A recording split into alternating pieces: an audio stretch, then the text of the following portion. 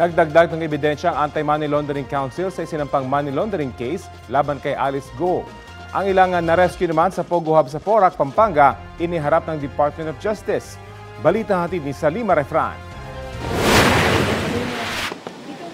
10 dayuhang biktima ng human trafficking ng Lucky South 99 Pogo sa Porac, Pampanga ang iniharap sa Justice Department.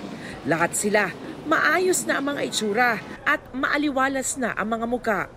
Malayong malayo sa kanilang kalagayan nang unang ma-rescue sa niraid na Pogo noong Hunyo.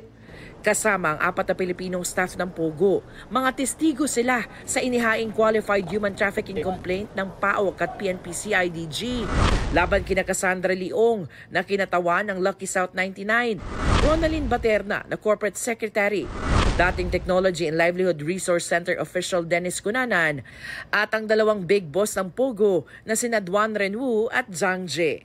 Pati na ang 50 Pinoy at mga dayuhang incorporators, officers at managers ng Lucky South 99 at ng Whirlwind Corporation ang kumpanyang nagpaupa ng lupa at pasilidad sa Lucky South. Yung Lucky South 99, kaya po notorious yan within the Pogo community is because sila yung pinakamalaking mamimili ng tao. They buy people from yung mga nalululong sa mga casinos. Isa dong Chinese, pinautang ng 450,000 nata, nagmadyong ng 3 gabi, natalo. Noong natalo, hindi na makabayad, diniretso na siya sa Lucky South. Itong union ng Lucky South 99 at ng Whirlwind Corporation, hindi ito pangkaraniwang negosyo. Criminal enterprise to. Criminal enterprise through and through. Wala talagang mabuting ginawa to. Umpisa pa lang, yung ginawa na siya, illegal na ang plano niya.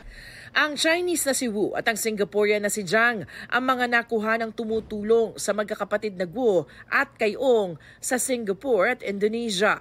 Wala sa reklamong ito si Alice Guo.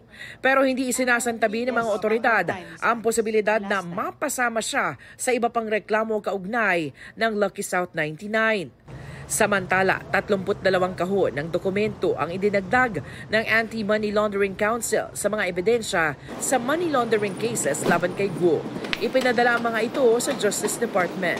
Bukod sa 87 counts ng money laundering, nahaharap rin si Guo sa mga reklamong qualified human trafficking at tax evasion dito sa Department of Justice. Iba pa yan sa mga kasong kinakaharap sa Tarlac RTC, Manila RTC at sa Comelec.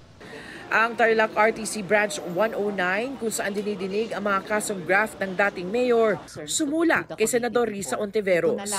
Pagtitiyak itong padadaluhin si Guo sa mga pagdinig ng Senado basta't hindi ito sasabay sa mga pagdinig ng Korte. Salima Refran, nagbabalita para sa GMA Integrated News.